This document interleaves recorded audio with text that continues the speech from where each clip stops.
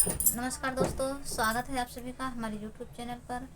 और हम सुमन और नेहा गौतम और हम एक बहुत प्यारा सा सोहर गीत प्रस्तुत करने जा रहे हैं। आप सबको कैसा लगेगा कमेंट में ज़रूर बताइएगा। और हमारा वीडियो अच्छा लगे तो हमारे लाइक कीजिएगा और हमारे चैनल को सब्सक्राइब कर दीजिएगा प्लीज़।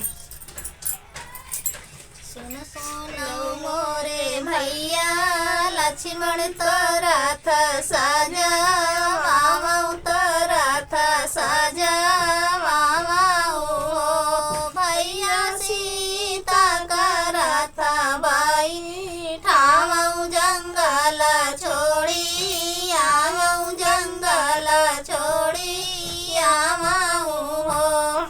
थर थर कांपे भैया, लक्ष्मण तो राम से रज करई राम से रज करइयो भैया, कवने करन सीता तागऊ हमाही बतलामऊ हमाही बतलामई हो।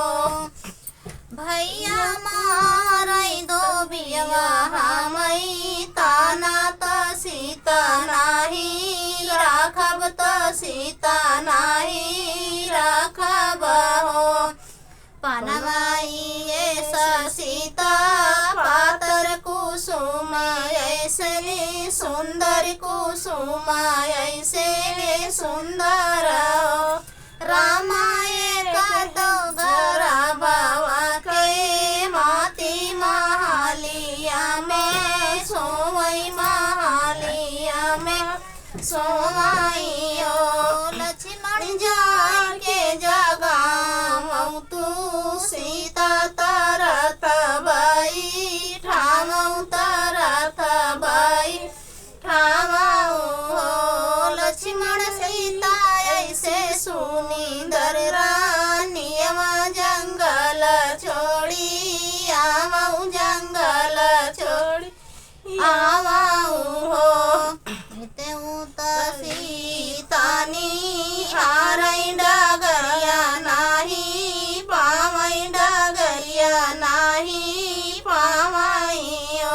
सीता पहुँची वाल्मीकि जी के कुटिया त मुनि बाबा पूछई त मुनि बाबा पूछई हो। करही बारी दुलारी तू के करई रानियवा तू के करई रानियवाई हो। जनक जी के बारी दुलारी अयोध्या करनिया अयोध्या करनिया हो। बाबा अपने शरण हमई राख्यू कठिन दिन काटित कठिन दिन काटिती हो।